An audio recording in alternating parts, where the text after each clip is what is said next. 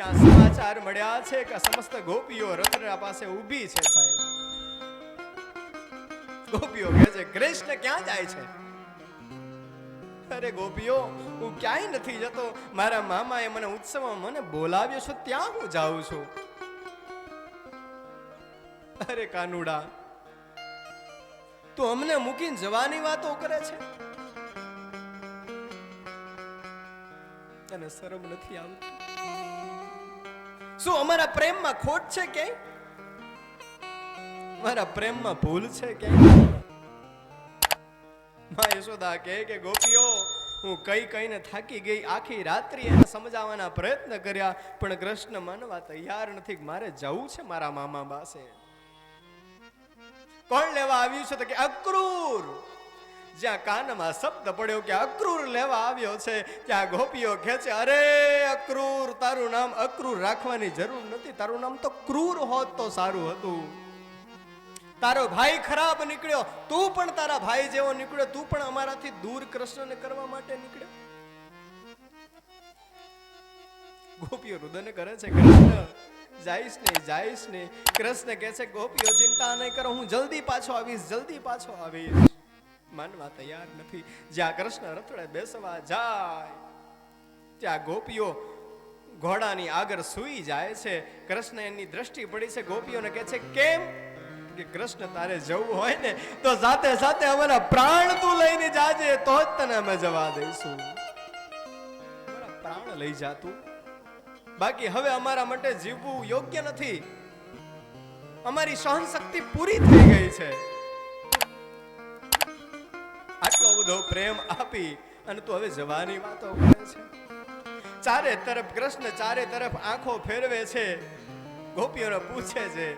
ગોપી જવાબ આપે છે મને ખબર છે કૃષ્ણ તું કોને ગોતે છે, અને તું ગોતે છે ને સામે ઓલા લીમડાના ઝાડની પાસે ઊભી છે ને તારી રાધા, તારી રાહ જોઈને ઊભી છે. મારો કૃષ્ણ જાય સાંભળીને તારી સામે આવવા તૈયાર નથી. આજે કૃષ્ણ રથ મૂકી અને રાધાજી પાસે ગયા છે કે રાધા, એ રાધા,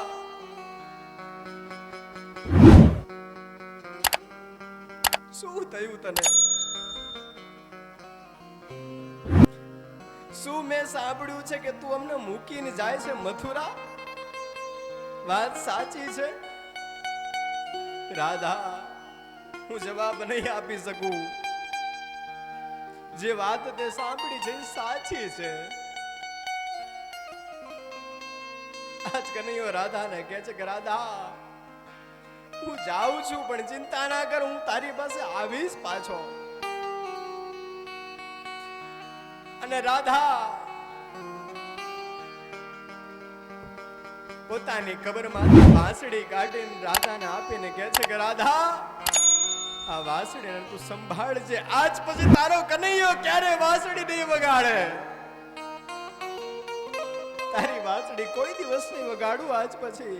એ રાધા, જ્યાં તું નહીં આ મારી વાંસળી નહીં, અને વાંસળી નહીં આ હું નહીં. કનૈયા શું કામ તું આવું કરે છે મારી સાથે? મન આવી ફોસલાવી અને પ્રભુ જ્યાં રથમાં બેસવા જાય, રથ ધીરે ધીરે આગળ વધે. શાંતના આપી અને જ્યાં આગળ વધે ત્યાં માં યશોદા એની પાછળ દોટ મૂકે છે. કૃષ્ણ રોકાઈ જા. અક્રૂરને કીધું કે રથ રોક તું થોડી વાર. ઉતરીને માં યશોદા પાસે જાય અને આંખના આંસુ લૂછીને કહે છે કે માં, બાવડા પકડીને કે માં હજી શું છે તારે, હું પાછો આવીશ. અને ત્યારે માં યશોદા કહે છે કે તને બધું યાદ આવે કે ના આવે, એક વસ્તુ યાદ રાખજે, કોઈ વાત તું એની કે ના કે, પણ મારી તારી માની મને એક વાત તું યાદ રાખજે કે કનૈયા એક દિવસ તને યાદ છે ને, તે માખણના માટલા ફોડી નાખ્યા હતા અને તારી માએ તને બાંધ્યો હતો ને, એ વાત તું આજ સુધી કોઈ દિવસ કોઈને કહેતો નહીં. બધું કહે છે કાના, પણ તારી માએ તને બાંધ્યો ને, આ વાત મથુરા વાસીઓ સાંભળશે ને તો એને થશે કે માં યશોદા આટલી બધી ક્રૂર કેમ છે. કનૈયા કહે ને તું કહેતો નહીં તારી માએ તને બાંધ્યો હતો. માં તું ચિંતા ના કરીશું, કોઈ દિવસ કોઈને વાત નહીં કરું. આ પ્રભુ મન નથી, આખી પ્રકૃતિ રુદન કરે છે સાહેબ, આખું બ્રજમંડળ રુદન કરે છે. એ કનૈયા કાનો ઉભો રહેવા તૈયાર નથી. અક્રૂરજીને કહે છે કે તમે રથ ચલાવો. પાછળ ગોપીઓ દોડે છે. કૃષ્ણ રથ ઉભો રાખતો નથી. ધીમે ધીમે જ્યાં પોતાના મેળાની અટારી ઉપર જઈને ગોપીઓ બેઠી છે, કૃષ્ણ દેખાય. જ્યાં સુધી કૃષ્ણના રથની ધજા દેખાય ત્યાં સુધી નિરખી રહી છે સાહેબ. જ્યાં ધજા દેખાવાની બંધ થઈ ત્યાં ગોપીઓના પાણી અને ભૂખ અને તરસ બધું છૂટ્યું છે સાહેબ. આજ માં યશોદાજી રુદન કરે છે, નંદ બાબા સાથે ગયા છે, કોણ એને સાંત્વતા આપે?